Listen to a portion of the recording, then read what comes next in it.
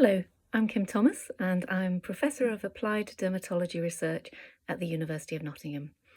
I'm also on the Executive Committee for the Harmonising Outcome Measures for Eczema initiative, and we've just published a paper in the British Journal of Dermatology that I'm hoping you'll be interested in.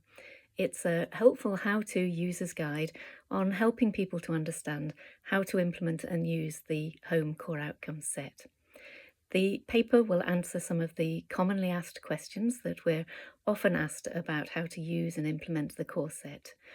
It also provides top tips on how to report your data and to make sure that it's most easily used and reused, importantly, in systematic reviews.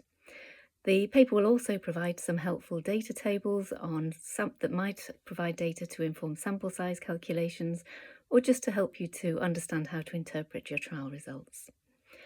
So if you're a clinical trialist and just about to start on a clinical trial, or indeed a systematic reviewer and also interested in using the core set or putting together eczema guidelines, we hope you'll find this paper interesting and helpful for you. And do please share and help to spread the word about the Eczema Home Core Outcome Set. If you'd like further information, please have a look at www.homeforeczema.org. Thank you.